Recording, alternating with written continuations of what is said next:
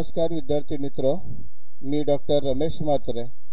आज आपण ग्रामीण दारिद्र्य हा घटक पाहणार आहोत। ग्रामीण भागातील दारिद्र्याची समस्या याचा विचार या ठिकाणी आपल्याला करायचा आहे। ग्रामीण दारिद्र्याची जर आपण पार्श्वभूमी बघितली तर खऱ्या अर्थाने ब्रिटिश काळापासून ग्रामीण भागात दारिद्र्य जे आहे ते निर्माण झालेले आपल्याला दिसून येतं। ब्रिटिश राजवटीपूर्वी स्वयंपूर्ण खेड्यांची अर्थव्यवस्था आपल्या देशात होते।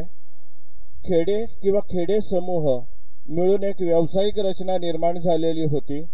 ही व्यावसायिक रचना जातीवर आधारित होती आणि त्यानुसार प्रत्येक जातीनुसार व्यवसाय ठरलेले होते आणि व्यवसायानुसार आपल्या कुटुंबाचा उदरनिर्वाह भागवण्याची क्षमता निर्माण झालेली होती। याच काळात आपण जर बघितलं तर आपल्या देशामध्ये मर्यादित लोकसंख्या होती आणि मर्यादित स्वरूपाच्या समाजाच्या गरजा होत्या आणि ह्या गरजा ग्रामीण भागात भागवल्या जात होत्या।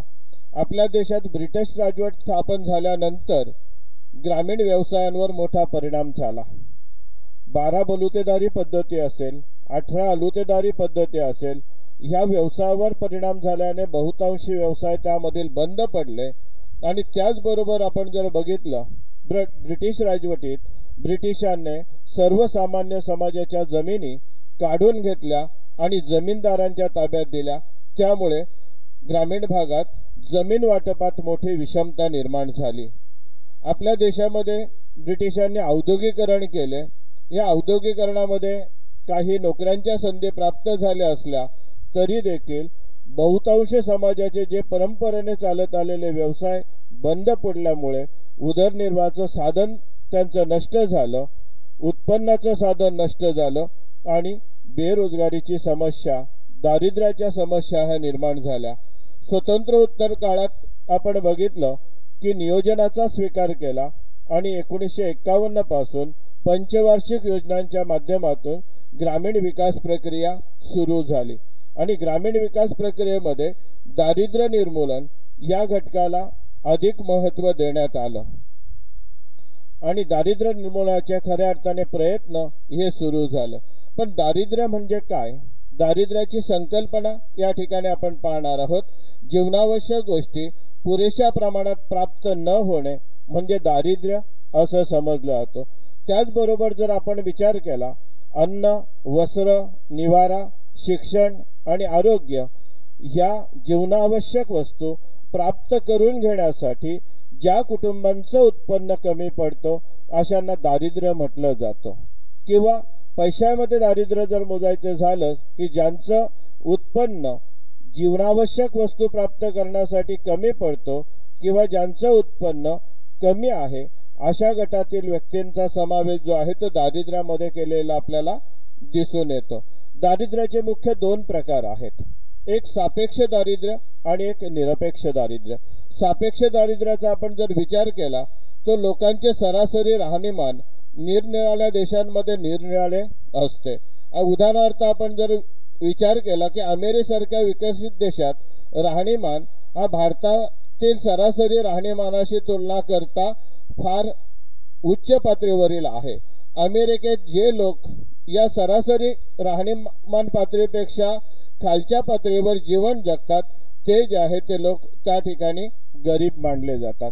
म्हणजे सापेक्ष दारिद्र्याचा विचार करताना आपल्याला काय दिसून येतो की सापेक्ष दारिद्र्यामध्ये उत्पन्न गटातील लोकांची जी आहे ती विभागणी केली जाते आणि उच्च उत्पन्न गटातील लोकांपेक्षा कमी उत्पन्न गटातील लोकांचा समावेश जो आहे तो त्या ठिकाणी सापेक्ष दारिद्र्यामध्ये केला जातो। कारण कोणताही देश असा नाही की त्यामध्ये सगळ्या कुटुंबांचं उत्पन्न जे आहे ते सारख्या स्वरूपाचं आहे आणि म्हणून उत्पन्न गटाचा या ठिकाणी विचार केला जातो आणि सगळ्या देशांमध्ये जे आहे ते उत्पन्न गटांची विभागणी वेगवेगळे असल्या कारणाने सापेक्ष दारिद्र्य ही समस्या त्या ठिकाणी असलेली दिसून येतो। म्हणजे श्रीमंतांच्या तुलनेने जे गरीब आहेत, श्रीमंतांच्या तुलनेने ज्यांचं उत्पन्न कमी आहे अशा कुटुंबांचा समावेश हा सापेक्ष दारिद्र्यामध्ये केलेला आपल्याला दिसून येतो। मात्र निरपेक्ष दारिद्र्याचा जर आपण विचार केला तर या ठिकाणी जे आहे ते किमान गरजा भागवण्याची क्षमता नसणे म्हणजे निरपेक्ष दारिद्र्य होय।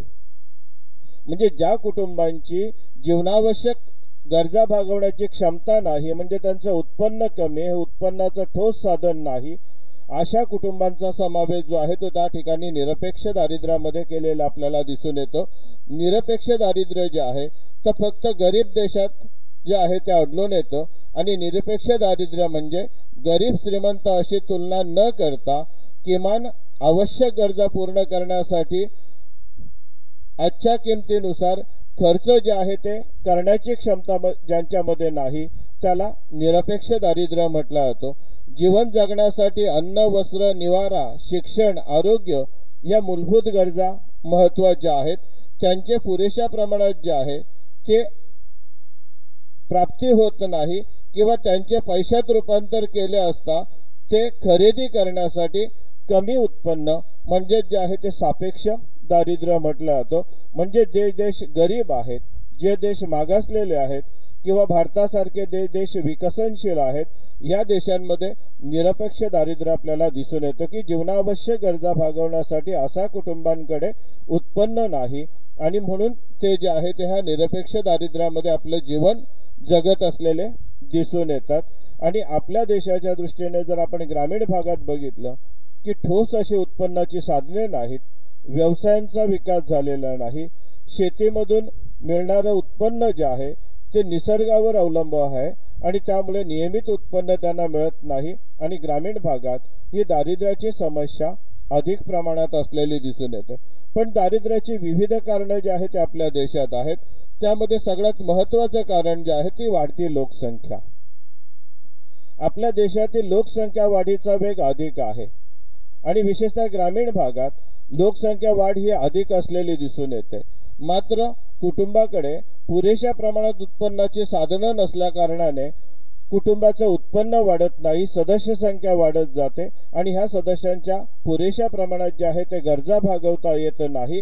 म्हणून लोकसंख्या वाढ हे आपल्या देशाच्या दृष्टीने ग्रामीण भागातील एक दारिद्र्याचं महत्त्वाचं कारण जे आहे ते सांगितलं जातं. त्यानंतर जर आपण बघितलं की आर्थिक विषमता, आपल्या देशामध्ये खूप मोठ्या प्रमाणात आर्थिक विषमता आहे. मुठभर लोकांच्या हाती खूप मोठ्या प्रमाणात संपत्ती एकवटलेली आहे, तर बहुसंख्य समाजाला उत्पन्नाची साधने पुरेशी नसल्या कारणाने ते गरिबीमध्ये जीवन जगत असलेले दिसून येतात. त्यांना जीवनावश्यक गरजा ज्या आहेत त्या पुरेशा प्रमाणात प्राप्त होत नाहीत. म्हणजे आर्थिक विषमता हे देखील आपल्या देशातील दारिद्र्याचं एक महत्त्वाचं कारण जे आहे ते सांगितलं जातं. त्याचबरोबर जर आपण बघितलं की नैसर्गिक साधनसामुग्रीचा अपुरा विकास, आपल्या देशामध्ये विविध स्वरूपाची विपुल असे नैसर्गिक साधन संपत्ती आहे. मग यामध्ये जर आपण विचार केला की जमीन, जलसंपत्ती, वनसंपत्ती, प्राणी संपत्ती ही साधन संपत्ती मोठ्या प्रमाणात आहे. पण ह्या साधन संपत्तीचा विकास करण्यासाठी पुरेशा प्रमाणात भांडवल नसल्या कारणाने या साधन संपत्तीचा विकास योग्य प्रमाणात झालेला नाही आणि त्यामुळे ह्या साधन संपत्तीमधून योग्य उत्पन्न जे आहे ते मिळवता येत नाही.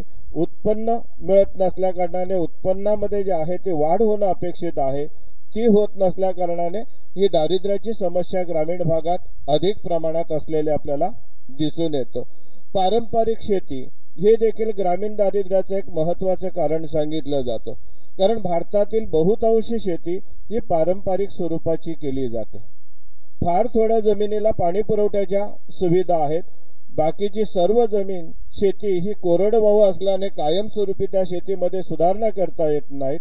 ग्रामीण भागातील शेतकरी अल्पशिक्षित किंवा निरक्षर असल्यामुळे शेतीमध्ये झालेल्या संशोधनाचा शेतीत अवलंब करत नाही आणि त्याचा विपरीत परिणाम शेतीमध्ये अपेक्षित सुधारणा होत नाहीत. शेतीमध्ये सुधारणा होत नसल्या कारणाने उत्पादनात वाढ होत नाही. विक्रय वाढावा असा शेतकऱ्यांकडे पुरेशा प्रमाणात उपलब्ध होत नाही आणि त्यामुळे त्यांना उत्पन्न मिळत नाही आणि म्हणून किमान गरजा भागवण्यासाठी त्यांचं उत्पन्न कमी पडते. म्हणजेच पारंपरिक शेती हे देखील ग्रामीण दारिद्र्याचं एक महत्त्वाचं कारण सांगितलं जातं. त्यानंतर जर आपण बघितलं नैसर्गिक आपत्ती, हे देखील ग्रामीण दारिद्र्याचं एक कारण आहे. आपण बघितलं की भारतातील बहुतांशी शेती निसर्गावर अवलंबून आहे. कधी पावसाने चांगली साथ दिली तर शेतीमधून मिळणारं उत्पादन चांगलं मिळतं, पण कधी एखादी नैसर्गिक आपत्ती आली ते शेतीमधून हाती येणारं उत्पादन जे आहे ते नष्ट होतो आणि त्यामुळे दारिद्र्याच्या समस्येला तोंड द्यावं लागतं। यामध्ये जर आपण बघितलं की अतिवृष्टी असेल, महापूर असेल, अवकाळी पाऊस असेल, गारपीट असेल, यामुळे जे आहे ते शेती व त्याचा खूप मोठ्या प्रमाणात विपरीत परिणाम होतो आणि त्यामुळे ह्या नैसर्गिक आपत्तीमुळे शेतकऱ्यांना आपली आर्थिक परिस्थिती सुधारता येत नाही आणि त्यामुळे दारिद्र्याची समस्या ही वाढत असलेली आपल्याला दिसून येतो। याचबरोबर जर आपण बघितलं की वाढती बेरोजगारी, दारिद्र्य आणि बेरोजगारी ह्या एकाच नाण्याच्या दोन बाजू सांगितल्या जातात। बेरोजगारी असेल तर दारिद्र्याची समस्या निर्माण होते, दारिद्र्य असेल तर बेरोजगारीच्या समस्येला तोंड द्यावं लागतं। आपल्या देशामध्ये बेरोजगारीचं प्रमाण मोठ्या प्रमाणात आहे। शेती हे एकच असं क्षेत्र आहे की ते मोठं रोजगार निर्मितीचं क्षेत्र आहे। शेती व्यतिरिक्त व्यवसायांचा ग्रामीण भागात पुरेशा प्रमाणात विकास झाला नसल्या कारणाने हंगामी स्वरूपाची बेरोजगारी ग्रामीण भागात मोठ्या प्रमाणात आहे आणि बेरोजगारी असल्यामुळे नियमित उत्पन्न मिळत नाही आणि म्हणून दारिद्र्याच्या समस्येला तोंड द्यावं लागतं। याचबरोबर जर आपण बघितलं की दोषपूर्ण शिक्षण पद्धती, म्हणजे ग्रामीण भागातील शिक्षण पद्धती ही दोषपूर्ण आहे आणि त्यामुळे ह्या शिक्षण पद्धतीतून स्वतःच्या पायावर उभी राहण्याची क्षमता ही निर्माण होत नाही। आपल्या देशातील शिक्षण आणि विशेषतः ग्रामीण भागातील शिक्षण जर आपण बघितलं तर लिहिणं, वाचणे आणि अंकगणित समजणे यालाच महत्त्व देण्यात आलेलं आहे। व्यावसायिक शिक्षणाचा अभाव असलेला दिसून येतं। कोणतंही कौशल्य निर्माण होतील अशा प्रकारची शिक्षण व्यवस्था नसल्या कारणाने स्वतःच्या पायावर उभी राहण्याची क्षमता निर्माण होत नाही। सुशिक्षित बेरोजगारी वाढत जाते आणि त्यामुळे शिक्षण पद्धतीमुळे जे आहे दारिद्र्याची समस्या वाढत असलेली दिसून येतं। पिळवणूक हे देखील ग्रामीण दारिद्र्याचं एक कारण सांगितलं जातं की निरक्षर समाजाची खूप मोठ्या प्रमाणात पिळवणूक होतं। कमी वेतन देऊन त्यांना राबवलं जातं, अधिक वेळ काम करून घेतलं जातं, पण त्या कामाचा मोबदला योग्य प्रमाणात मिळत नसल्या कारणाने दारिद्र्याची समस्या वाढते। शेतकरी कृषी उत्पादन घेतो पण त्या कृषी उत्पादनाच्या किमती ठरवण्याचे अधिकार शेतकऱ्यांना नाहीत। शेतमालाची ज्या वेळेला विक्री केली जाते त्यावेळेला शेतकऱ्यांची फसवणूक केली जाते आणि त्यामुळे त्यांना योग्य उत्पन्न मिळत नाही, परिणामी दारिद्र्याच्या समस्येला तोंड द्यावे लागते। ग्रामीण भागातील अंधश्रद्धा हे देखील ग्रामीण दारिद्र्याचे एक कारण आहे। ग्रामीण भागात मोठ्या प्रमाणात अंधश्रद्धा असल्या कारणाने आपल्या व्यावसायिक विकास साधण्यावर भर दिला जात नाही।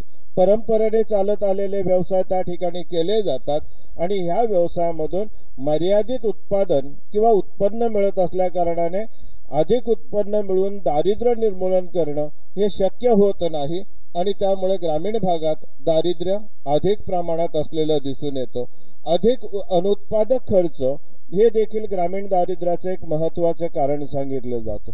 आपल्या देशामध्ये धार्मिक परंपरेनुसार अनेक सण साजरे केले जातात। या सणांवर मोठ्या प्रमाणात खर्च केला जातो। वेळ प्रसंगी आपण बघितला तर कर्ज काढून खर्च केला जातो। सुखदुःखाचे जे काही धार्मिक कार्यक्रम आहेत त्यावर जे आहे ते मोठ्या प्रमाणात खर्च केला जातो। अधिक अनुत्पादक खर्च होत असल्या कारणाने त्या ठिकाणी त्या कुटुंबांना आपली आर्थिक परिस्थिती सुधारता येत नाही आणि त्याचा विपरीत परिणाम जे आहे ते दारिद्र्याच्या समस्येत वाढ होत जाते। त्याचबरोबर जर आपण बघितलं तर ग्रामीण भागातील व्यसनाधीनता असेल, जमीन या संपत्तीचे असमान वाटप असेल किंवा भांडवलाची कमतरता असेल, हे देखील ग्रामीण दारिद्र्याची जे आहे ते महत्त्वाचे कारणं ही सांगितले जातात आणि या सर्व विविध कारणांमुळे ग्रामीण भागातील दारिद्र्याची समस्या तशीच टिकून असलेली आपल्याला दिसून येते आणि म्हणून त्यासाठी ठोस उपाययोजना करण्याची गरज आहे। धन्यवाद।